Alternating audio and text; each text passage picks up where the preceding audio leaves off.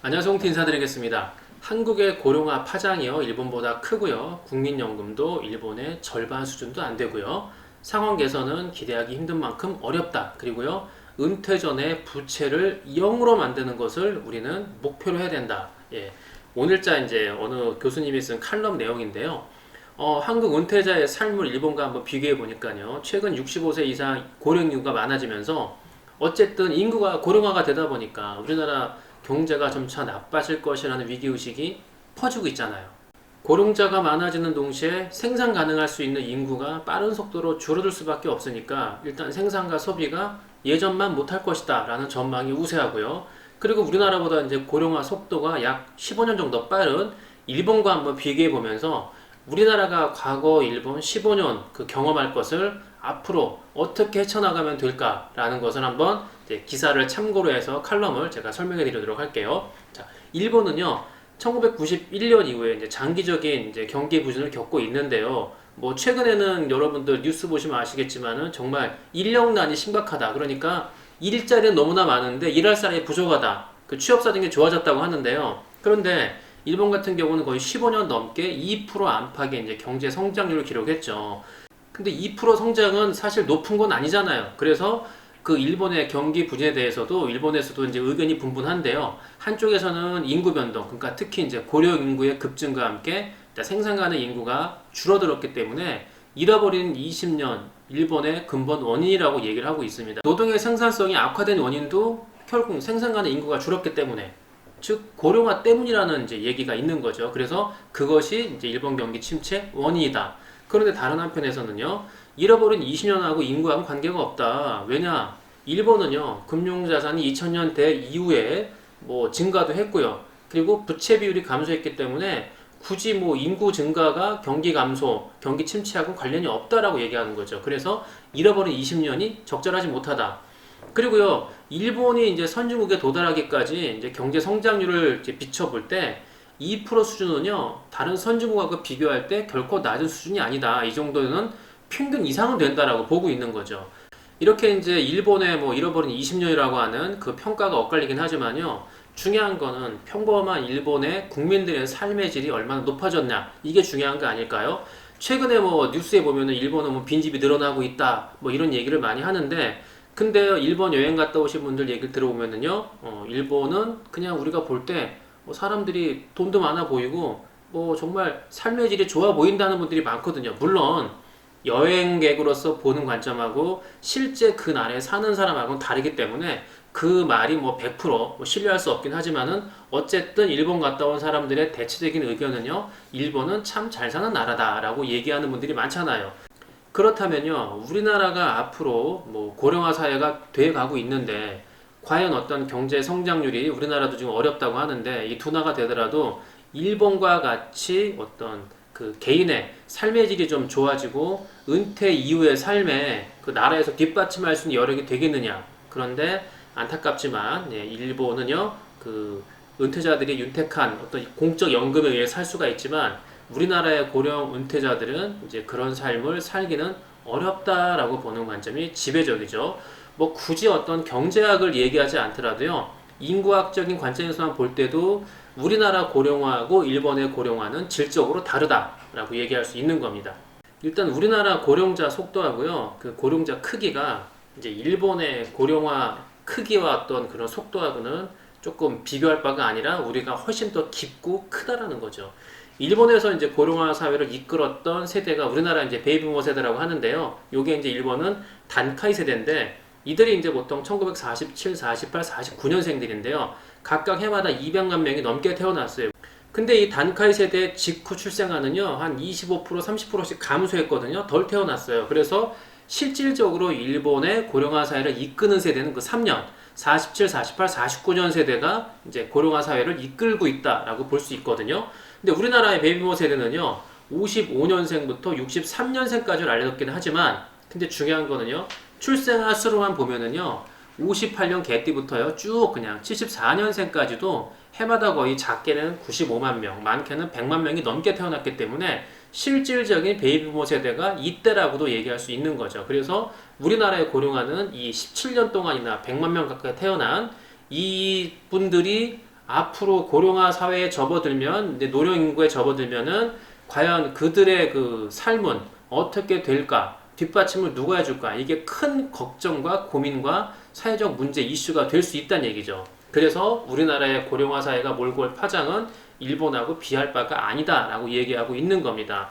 그리고요, 우리나라는요, 그 사회복지 혜택도 일본과 비교해서 우리나라는 현저하게 떨어져요. 그래서 일본의 사회복지 한 절반 정도 수준이라고 보면 된다는데요.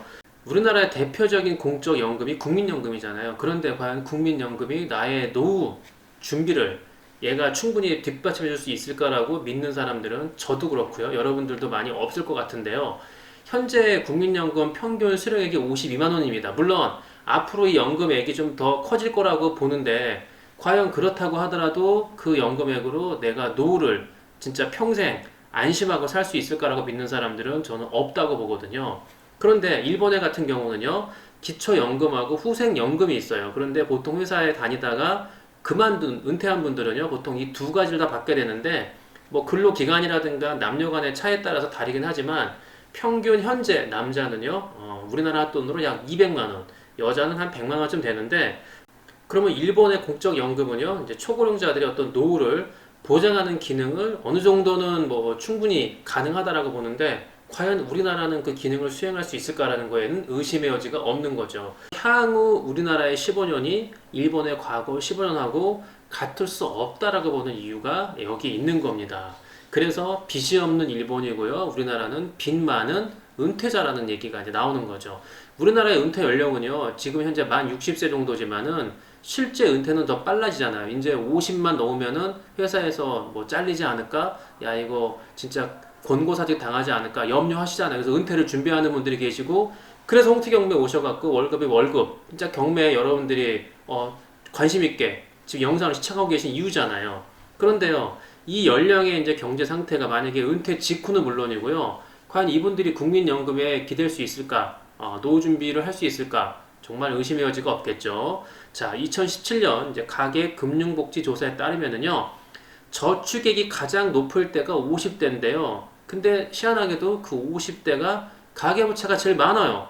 그런데 나는 뭐 강남에 집이 있어. 네, 강남, 소초, 뭐 송파, 정말 용산, 뭐 마포, 성수, 여기 진짜 그야말로 아파트 값이 10억 이상을 호가하는, 그런데 빚이 없는, 뭐 아파트 담보대출도 없는 분들은 그 아파트 가지고 노후 준비가 되겠죠, 본인들의. 그런데 그 강남을 제외한 그 10억 이상 아파트를 제외한 다수의 80%를 차지하고 있는 그 변두리에 사는 그 강남 4구를 벗어난 그 살고 계신 분들은 과연 본인들의 집 한 채 가지고 노후 준비가 되겠습니까? 안 되겠죠. 아파트 값이 계속 오를 거야? 그런데 만약에 이 버블이 또 깨지면서 아파트 값이 뭐 폭락할 거라고는 저는 생각하진 않지만, 강남 4구는 굳건하겠지만 불패겠지만 그렇지 않은 지역은 저는 위험 수위가 올 수도 있다라고 보거든요. 지금 같은 상황에 막 물결 치듯이 흐르는 걸 볼 때는 여러분들도 그렇게 생각하시잖아요. 그러면은 과연 집 한 채 갖고 내 노후를 준비할 수 있을까? 저는 힘들 수 있지 않을까 생각을 합니다.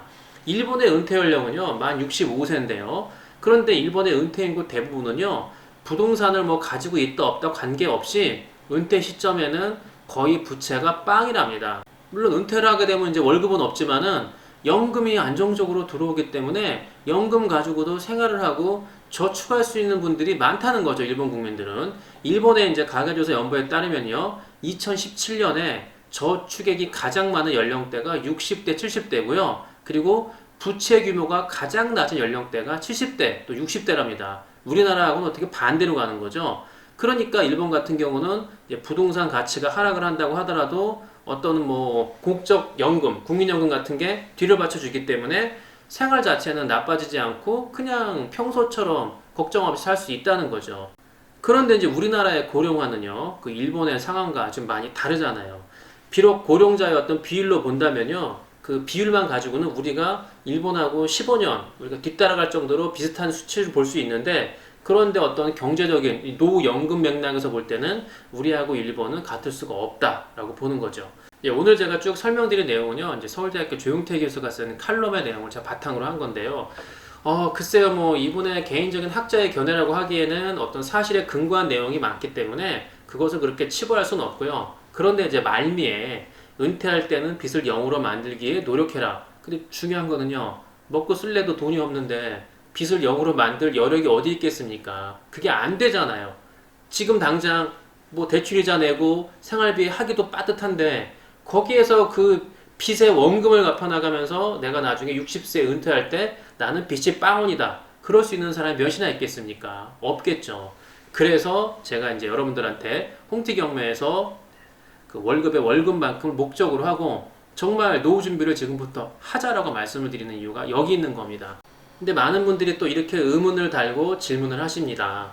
돈이 있어야 뭐 경매도 하고 노후 준비도 하는 건데 나는 지금 당장 월급 받아갖고 내 생활하기도 빠듯한데 무슨 놈의 경매냐 불가능하다. 제가 여기서 여러분들한테 말씀을 드리는 거는요. 여러분들이 제가 매직 넘버 100을 얘기했죠. 뜬금없는 얘기가 아니고요. 지금 당장 여러분들이 경매할 여력이 없고요. 내가 지금 당장 저축할 돈이 없다고 하더라도 종잣돈을 만들 수 없다고 하더라도요. 준비할 수 있는 게 있어요. 바로 매직 넘버 100. 다시 말씀드리지만 조사입니다. 부동산 조사. 부동산 조사하는데 돈 드는 거 아니거든요. 그냥 차비만 있으면 되고요. 하루 종일 돌아다니면은 당연히 뭐 밥값은 있어야 되겠죠. 근데 저는 차비와 밥값만 있으면 부동산 조사하는 거는 끝났다. 노트 하나만 있으면 되겠죠? 적어야 되니까, 필기해야 되니까. 자, 그게 왜 필요하냐? 여러분들, 지금 내가 조사한 게 돈이 없다고 해서 이게 아무런 가치를 뭐 발휘할 수 없는 게 아니에요. 여러분들이 6개월 동안 조사한 거, 1년 조사한 거, 2년 조사한 거, 또는 3년 조사한 그런 모든 것들이 여러분들이 1년 후, 2년 후, 3년 후에 종잣돈이 모여서 경매를 시작하려고 할 때 여러분들이 지금부터 준비한 자료 같은 게 3년 전에 자료라고 해서 쓸모없는 자료가 아니랍니다. 당연히 필요한 자료가 될 수 있어요.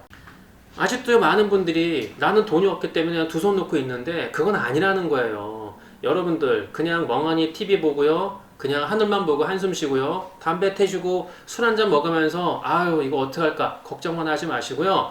여러분들 당장 노트 하나 들고 현장으로 달려가서 부동산 조사를 하세요. 그런 조사한 것들이 쌓이고 쌓이면요. 1년, 2년 후에 아까도 말씀드렸지만 정말 내가 경매를 할 수 있을 만한 종잣돈이 생겼을 때 그 자료들이 정말 중요한 역할을 차지할 수 있거든요. 남들이 볼 때는 이제 막 경매를 시작한 사람인데 와, 이 사람은 아는 게 너무 많아. 왜? 준비를 했잖아요. 기회를 잡기 위해 준비한 사람이기 때문에 저 사람들은 다른 사람이 볼 때는 와, 저 사람은 정말 준비를 많이 했구나. 아는 것도 많네. 어떻게 시세를 많이 알지? 야, 정말 척척이네. 이런 얘기를 들을 수 있는 겁니다. 여러분, 지금 내가 갖고 있는 게 비록 적다고 해서 여러분 낙심하지 마시고요. 매직 넘버 100이라고 하는 부동산 조사를 꼼꼼하게 해보시고요. 자료 만드세요, 자료. 자료 만들어서 보관을 하세요. 그러면은 그 자료가 정말 유용하고요. 쓰임새가 있을 날이 분명히 올 겁니다. 아시겠죠? 예, 오늘 영상 여기까지 하고요. 전 또 내일 유익한 영상으로 돌아오도록 하겠습니다. 안녕!